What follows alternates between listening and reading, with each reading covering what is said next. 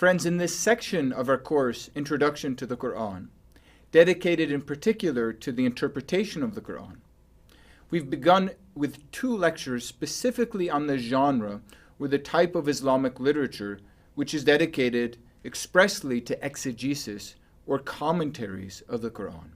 We began by a general lecture on classical commentaries on the Quran, and then in our last session we had a discussion with Professor Munim Surri of the University of Notre Dame on the question of modern commentaries on the Quran. But it's important to point out that explanation of the Quran, or generally exegesis of the Quran, is not limited to those works strictly dedicated to commentary, but in fact, the interpretation of the Quran takes place in various sorts of Islamic sciences. One example of these Islamic sciences is that of jurisprudence or law. The Quran becomes an important source and needs to be interpreted when Muslim jurisprudence or legal scholars are developing their thought on how to apply the sources of religion in Islam, the sources of revelation, to the way that Islam should establish laws, rules, and regulations in Islamic societies. This science of law or jurisprudence is known in Arabic as fiqh. In the jurisprudence, who think about the law are known as fuqaha. Now, all fuqaha agree that the first source of law must be the Book of God, must be the Quran. But the question is how to use the Quran. And in this lecture, we will see how they did just that. We'll begin with the challenge of the way that legal scholars dealt with material in the Quran which seems to contradict, which seems to be in contrast. This was one of the biggest challenges because the conviction of the fuqaha or jurisprudence was that the Quran is a source of law and that the Quran is a perfect book. Therefore, any contradictions or contrasts must only be apparent. One of the methods that they used to reconcile apparent conflicts or contradictions in the text was something called abrogation or naskh in Arabic. According to this idea of abrogation, God revealed certain verses at certain points in the Prophet Muhammad's life, but anything that comes later can replace something that comes earlier. That is, God might have revealed later to the Prophet Muhammad a new ruling which could indeed abrogate or cancel out an earlier ruling. Of course, for this whole system to work, for this whole idea to work, one must read the Quran chronologically according to the Prophet Muhammad's life. And we've said that from an academic perspective, this is not the best way to read the Quran chronologically. But here our interest really is Islamic tradition, so we're going to follow the logic of how this notion of abrogation works. Let's use one example to make this point. We'll look at some others too, but begin with the example of alcohol, or more specifically, wine. Now, there are 3 different verses which speak explicitly about the possibility and the permission one might have to drink wine, or to drink alcohol generally. One of these in Quran chapter 2, verse 219, seems to say that there are good and bad things about drinking wine. This verse reads, "They ask you about intoxicants and gambling. Say, there is gross sin in them, and some benefits for people, but their sinfulness outweighs their benefit. So there's some that's good, some things about them that's good, and other things about them that's not good. But those which are not good outweigh those which are good." It doesn't seem to be an outright prohibition of wine. By the way, I should just make the point here. I'm going back between the words wine and alcohol. The Quranic text literally says wine. Our translation renders that as intoxicants because of the standard interpretation of this word wine to mean anything that can make you drunk. Indeed, that too is an element of interpretation. The Quranic text needs to be interpreted. Well, let's look at the 2 other verses which deal with wine or intoxicants. In Quran chapter 4, verse 43, the Quran has God declare, "O you who believe, do not approach the prayer while you are drunk, so that you know what you say." Here the problem doesn't seem to be drinking. Wine or alcohol is not prohibited. The problem is only being drunk at prayer. But then there's a 3rd verse, Quran chapter 5, verse 90, where the Quran has God declare, "O you who believe, intoxicants, gambling, idolatry, and divination are abominations of Satan's doing. Avoid them so that you may prosper." Here we seem to have something closer to a complete prohibition, although it's not explicitly so, but it's closer to a complete prohibition of drinking wine. Now, Islamic tradition says this 3rd verse, Quran chapter 5, verse 90, was revealed to Muhammad later than the first 2 verses that come from chapters 2 and 4, and therefore it abrogated or replaced or annulled or canceled out the rulings which seem to permit alcohol, even if they discourage it. And instead, it's only this verse that has legal value. Now, the two other verses are still part of the Quranic text. They're still read as God's word. They're still recited. But they don't have a legal value, according to this theory of abrogation, when it comes to the question of alcohol. Now, a similar approach is taken on other issues. One issue, a further issue we might examine, is the question of how Muslims are to behave towards non-Muslims. That is, how should one respond to those who reject the claim of Muhammad to be a prophet? We have certain verses in the Quran which seem to encourage Muhammad himself and the believers simply to be patient with those who refuse to believe. For example, we could look at Quran chapter 68, verse 44, in which God seems to declare, "It's my job to deal with unbelievers, not yours." More explicit is Quran chapter 73, verse 10, where the Quran has God say, "And endure patiently what they say, and withdraw from them politely." Here the Quran seems to be saying you should simply be patient in the face of unbelief. It's not your job to fight against or punish or even to oppose the unbelievers. Be patient with them. But then we have other verses, for example in chapter 9, which is generally considered one of the last surahs to be revealed, according to which the unbelievers indeed are commanded, not just encouraged, but commanded to fight the unbelievers. For example, chapter 9, verse 5 is a famous verse. It's called the sword verse, which speaks about killing the polytheists, killing the unbelievers. Chapter 9, verse 13 has God make the same point through questions. Will you not fight a people who violated their oaths and planned to exile the messenger and initiated hostilities against you? Do you fear them? It is God you should fear if you are believers. Now we can see how the method of reading the Quran used by some legal scholars, according to abrogation, could in fact encourage a more militant interpretation of the Quranic text.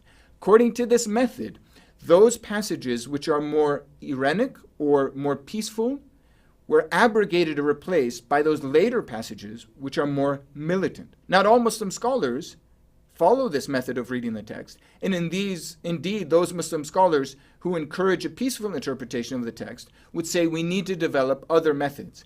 Nevertheless, for jurisprudence, this notion of abrogation was influential. Let's give one final example of abrogation, which will show us some of the questions surrounding the legitimacy of this method. Quran chapter 2, verse 115 reads, "To God belong the east and the west. Whichever way you turn, there is God's presence." And then Quran chapter 2, verse 144, later in that same surah, declares, "We have seen your face turn towards the heaven, so we will turn you towards a direction that will satisfy you. So turn your face towards the sacred mosque." Now this latter verse is used as an explanation for why Muslims around the world all pray towards the city of Mecca, or more specifically to the Kaaba, the building in the center of the shrine in Mecca. And it's sometimes explained that this verse, which commands Muslims, according to this interpretation, to pray towards Mecca, the reference in the verse to sacred mosque is taken as a reference to the Kaaba, again, interpretation, that this verse replaced the legal meaning of the verse 115 in Surah Al-Baqarah in chapter 2, which seems to say you can pray in any direction. To God belong the east and the west. Whichever way you turn, there is God's presence. According to this way of reading the text, even though these two verses are in the same surah, one replaces another. But one must point out that not all Muslim scholars agree with this method of reading the Quran. Not all agree that Quran verse 144 in fact abrogates or replaces Quran chapter 2 verse 115. Some would make the point that verse 115 in fact is not about the direction of prayer, but is a simple pious statement about God being everywhere. Well, before we conclude this reflection on interpreting the Quran in the context of Islamic law, let's look a bit at the entire system of jurisprudence, because it's important to point out that the Quran is hardly the only source of law in Islamic tradition. Indeed, the Quran only occasionally discusses legal matters. The Quran, above all, is taken up with pious or religious exhortations, with discourses on the Day of Judgment, on heaven, on hell, on punishment stories, on the signs of God and nature, not about rules and regulations, which make up only a small part of the Quranic text. Thus, Muslims necessarily needed to look at other sources in order to establish Islamic law. Indeed, many things we associate with Islam, for example, circumcision or praying 5 times a day, or the headscarf are never explicitly mentioned in the Quran. How does this work? How did they all become an important part of Islamic practice? And the reason is that there's a second important source of revelation according to Islamic belief. Muslims hold that not only is the Quran the word of God, but the words and deeds of the Prophet Muhammad are a second source of revelation, that Muhammad himself was something like a mirror of the divine will. Everything he said, everything he did, reflected God's will for humanity. This general notion of Muhammad as exemplar is known in Arabic as sunnah. He is the exemplary one. His sunnah is the example, indeed, to be followed. And the reports which give, in fact, accounts of his example are known as hadith. So we have these two words, sunnah and hadith. Together they make up the second source of law for Muslim scholars. And we'll see if we examine particular rulings about open questions for Muslim jurisprudence that they look both to the Quran and to the Sunnah and providing a certain decree or a certain ruling on a question. Let's look at 2 examples of this. One example is the question of music. Now, Muslim scholars actually dispute whether music is permitted or prohibited according to Islamic law.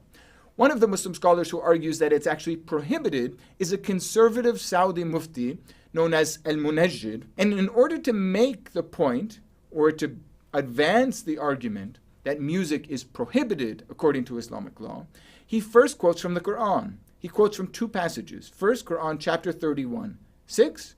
Now, the Quran never explicitly says that music is prohibited, so he has to be creative. He quotes first from Quran chapter 31:6, which says, "End of mankind is he who purchases idle talks," or according to our translation, distracting tales. And then Munajjid says, the proper interpretation of idle talks is music or singing. And the verse continues, to mislead men from the path of God. He also quotes chapter 53, verses 59 and 61.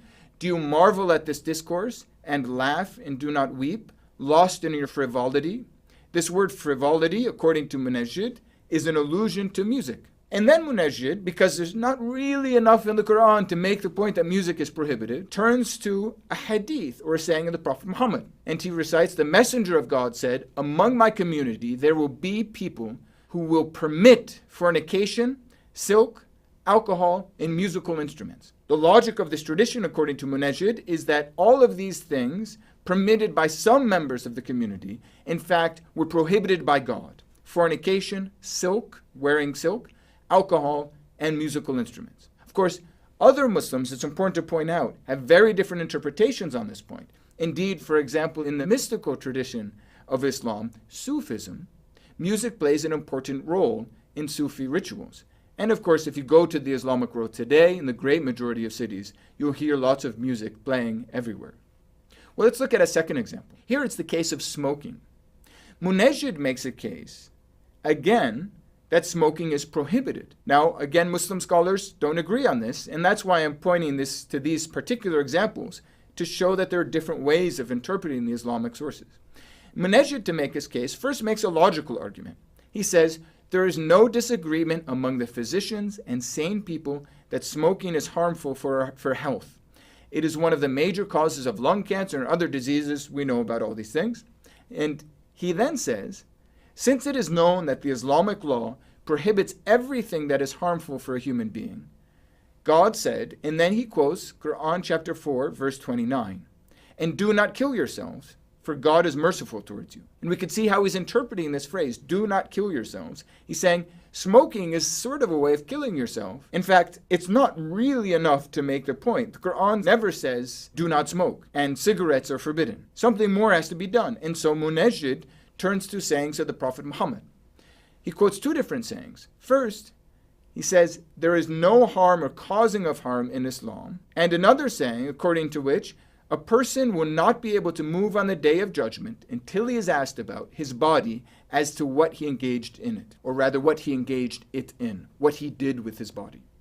So Munajjid says, if we look at the evidence of the Quran, together with the evidence of the Sunnah and the Hadith which preserved the Sunnah, the sayings of the Prophet Muhammad, we have this overall principle according to which you cannot harm your body, and therefore he deduces that smoking is prohibited. Now, once again, this is one opinion, and generally a minority opinion. If you go to the Islamic world, not only will you hear lots of music, but you'll see lots of people smoking in most places in the Islamic world. But it's interesting to note that he quotes both Quran and Hadith. Quran alone is not enough to produce Islamic law. Indeed, in neither case, music and smoking, does the Quran have specific instructions, and so interpretation is always necessary. And that fact leads to a diversity of opinion among Muslims because there are different ways to interpret the text. Thus, we have a sense of the flexibility of Islamic law in the different ways in which the Quran can be interpreted.